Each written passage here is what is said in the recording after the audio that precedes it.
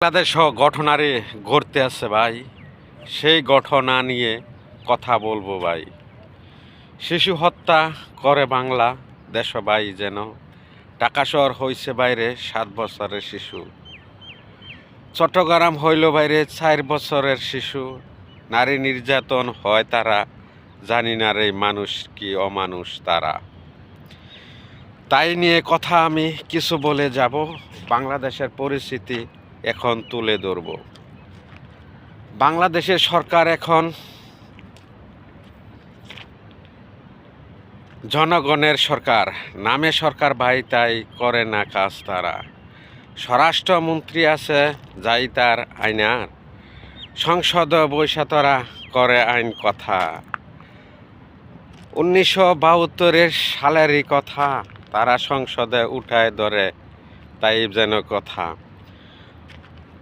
নতুন আমল, নতুন কথা, নতুন সরকার তোমরা, বাংলাদেশের জনগণের তোমরা যেন সরকার।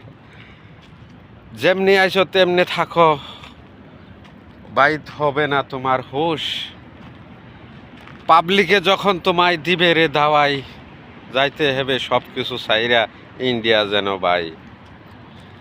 আগে বাগে বলি বাইরে ভালো তোমরা থাকো, জনগণের কথা ভাই তুলে যেনই তোলো ধরো। জনগণের কথা বাইরে তুলে তোমরাই ধরো। জনগণ হইল বাংলাদেশের, জনগণ বাংলাদেশের তোমার ক্ষমতার অধিকারী। জনগণের ধরবে যারে, ছাড়বে না তারে ভাই চিরস্থায়ী। কিছু কথা বলে যাব, মনে রাখবা ভাই। আমার কথা ভালো লাগলে ভিডিওটা লাইক শেয়ার করে দিবেন ভাই। বাংলাদেশের শিশু হত্যার আইনটা করা, আমরা সবাই বাঁচতে চাই রে স্বাধীনতা নিয়া। কত কিছু ভুলে গেলাম ভাই, ভালোবাসার কথা গিলা মনে রাখো তাই। বাংলাদেশের এমন একটা আইন করো ভাই, শিশু হত্যা জীবনে যে করো না গো তাই। আমার হোক তোমার হোক আইন সবার সমান, সেই আইনের মারফতে যে থাকবে সবাই মিলা। আজকে বেঁচে আছি বাইরে, কালকে নাও থাকবো, চিরস্থায়ী একদিন ভাই চলে যেন যাব।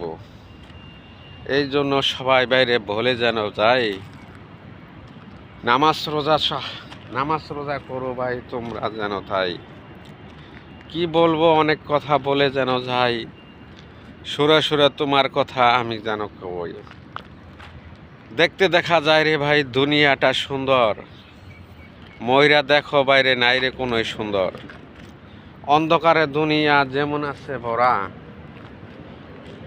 জীবনের এই পাপের কথা মনে রাখবা তোমরা। চাই না রে ভাই আমি কিছু কথা বলি, সবার দেখা আজ যেন আমি যাক। আলহামদুলিল্লাহ আলহামদুলিল্লাহ। ভিডিওটার ভিতরে কিছু গুরুত্বপূর্ণ কথা বলেছি, যদি আপনাকে ভালো লাগে থাকে, যদি আমাকে ভালোবেসে থাকেন, তো অবশ্যই ভিডিওটা দেখে যাবেন এবং কি লাইক শেয়ার কমেন্ট করে যাবেন। আমি একজন পাপিবান্ধা গুনাহগার, পাপিবান্ধা আপনাদের মাঝে আমি একটি ভিডিও উঠাই ধরেছি। যদি ভালো লাগে থাকে, যদি ভালোবেসে থাকেন আমাকে, তো অবশ্যই ভিডিওটা লাইক শেয়ার কমেন্ট করে যাবেন। জানি না কতদিন আপনাদেরকে আমার ভালোবাসা দিয়ে যেতে পারবো, অবশ্যই চেষ্টা করব আপনাদেরকে কিছু ভালো ভালো উপদেশ দেওয়ার জন্য। আর যদি মরে যাই আমাকে ক্ষমা করে দিবেন, আমারে মাফ করে দিবেন। যাক আলহামদুলিল্লাহ আলহামদুলিল্লাহ। আল্লাহ পাক রব্বুল আলামিন আপনাদের দোয়ায় আমি, আল্লাহ পাক রব্বুল আলামিন আমাকে ভালো রেখেছে।